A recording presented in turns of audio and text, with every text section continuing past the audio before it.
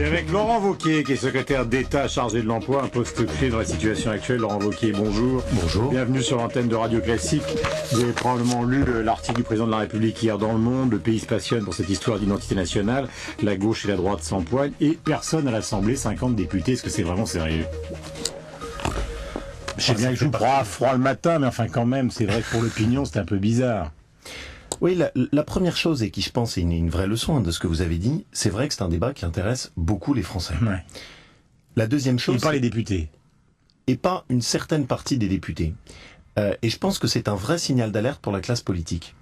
Mais qu'est-ce qu'ils font quand on parle d'identité nationale, les députés? Ils sont dans leur circonscription, je sais bien que ça paraît un peu agressif de je pense qu'il y a une partie, je vais être assez brutal, hein, je pense qu'il y a une partie de la classe politique qui n'a pas compris les leçons du 21 avril. Je vais prendre un exemple précis. Jean-François Kahn a dit « ce ne sont que des discussions de bistrot ». Je suis assez halluciné par ce mépris pour le peuple. C'est-à-dire qu'on a d'un côté des citoyens qui s'y intéressent, qui considèrent que sur le moment, c'est maintenant que ça arrive, et on y va, c'est pas un débat qu'on fuit. Et puis de l'autre côté, une classe politique qui tâte du bout de l'orteil et qui a pas envie de plonger dans le débat. Et ça me semble une vraie erreur. Parce que quand les Français voient qu'on ne veut pas débattre d'un sujet, eh bien ça aboutit à des conséquences qui sont assez graves. Quand on a nié les questions d'insécurité, on a eu le 21 avril. Quand on a refusé d'entendre l'inquiétude des Français sur la mondialisation, on a eu le non à l'Europe. Et donc, j'ai envie de dire à tous ces politiques qui n'ont pas envie d'assumer des débats qui sont pourtant des vraies questions pour les Français, quittez vos petits salons parisiens et allez peut-être dans les bistrots. Mais c'est vous qui avez employé... Allez sur le net. Oui, mais Laurent Wauquiez, c'est vous qui avez employé ce verbe justement, quitter. Est-ce que ce débat, il est sain quand on prononce des phrases du genre « la France, on l'aime ou on la quitte » Parce que c'est peut-être aussi pour ça qu'ils sont pas là. C'est qu'il y a une sorte de désolidarisation. Oui, mais l'absence, c'est une prise de position, c'est pas une indifférence. Quand on est un élu du peuple, sa responsabilité, c'est précisément de faire en sorte que les débats se situent au bon niveau. Et la responsabilité d'un élu, c'est pas de mettre un débat sous la poussière, avec comme de la poussière sous le tapis, parce que vous n'avez pas envie de le faire. La responsabilité, c'est de répondre aux questions et aux inquiétudes des Français, mais de le faire en élevant le débat.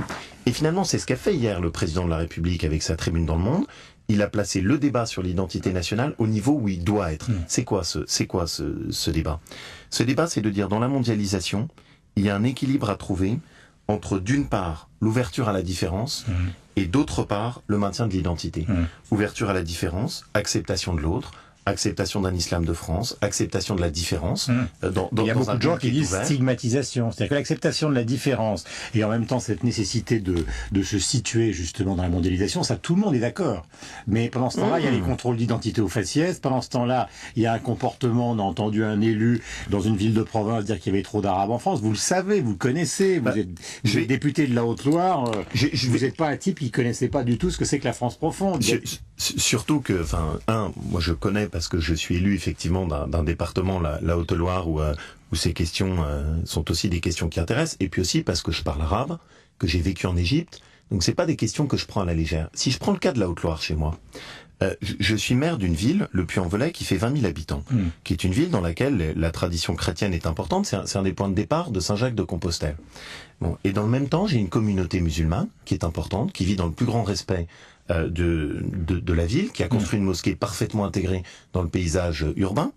Et j'ai eu, il y a un mois, une femme qui est venue en burqa, dans la piscine, et qui s'est dirigée directement vers le bassin de la piscine. Qu'on a arrêté, N'empêche que ça a posé une question. Et que dans la ville, ça a fait quand même un espèce d'électrochoc. Et on voit bien sur cet exemple-là, qui est un exemple simple, dans un département, c'est pas la couronne parisienne, c'est pas Marseille, c'est la Haute-Loire, et dans lequel on voit bien l'équilibre. D'une part, mais pas l'impression quand même que l'écosystème politique de l'endroit a été entièrement perturbé par la présence d'une femme qui s'est présentée à une piscine avec une burqa. Bien, probablement elle est repartie, l'affaire est terminée, on en a parlé dans les journaux locaux, et puis basta. Oui, mais ce que ça montre, c'est que, et c'est là où ça nous aide, c'est que ça montre la ligne de partage entre d'une part un islam de France qu'on ne doit pas stigmatiser, auquel on doit s'ouvrir, auquel on doit laisser toute sa place, et d'autre part des pratiques qui sont des pratiques qui ne sont pas compatibles avec ce qu'est notre pays et notre République. Et c'est finalement cette ligne de partage qui ne nécessite pas des stigmatisations, qui ne nécessite pas des polémiques excessives, qui nécessite juste de la part des élus un effort pour situer le débat là où il doit être situé.